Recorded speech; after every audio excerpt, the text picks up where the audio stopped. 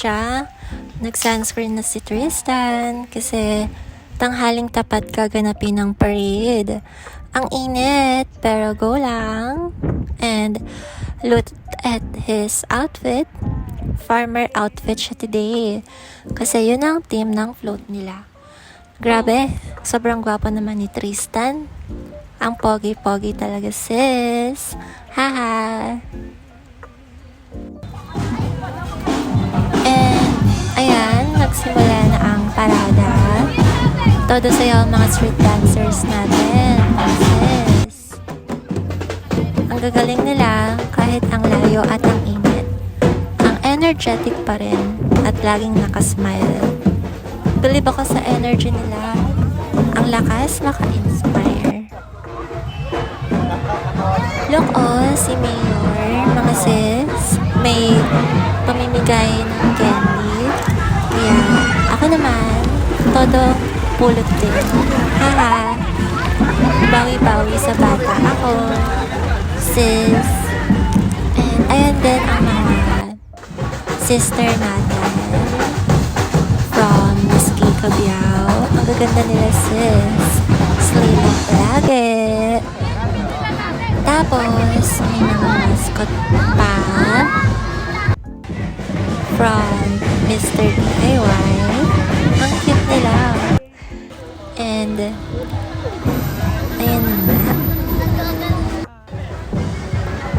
Ang mga clothes, mga sis, ang creative at ang gaganda ng designs. Lahat related sa bayan natin.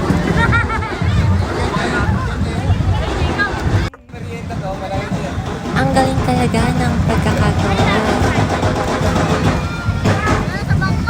Enjoy nyo lang din ito, mga sis. Parang nandito rin kayo sa tabi ko. So, ayan na nga.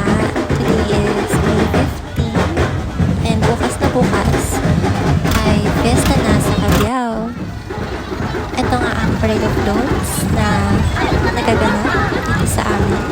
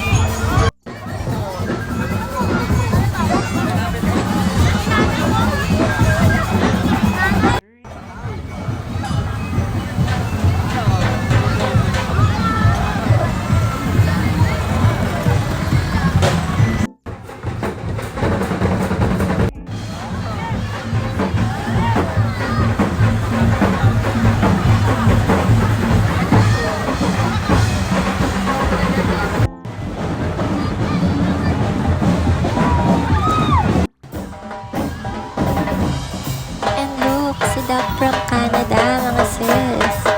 Isa siya sa mga biggest inspirations ko sa pagiging influencer. Ang ganda-ganda niya talaga. Ang slay.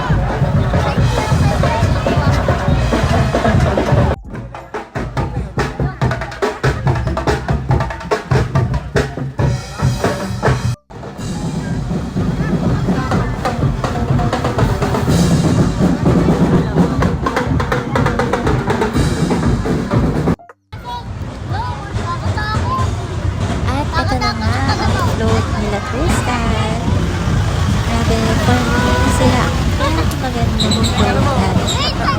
Kasi may totoong kalabaw pa sila sis. Haha, ang unique.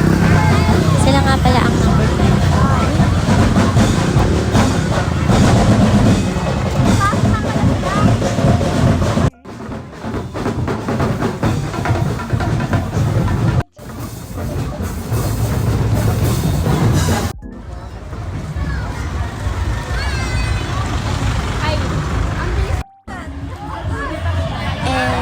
Din si Good Morning, Good Morning.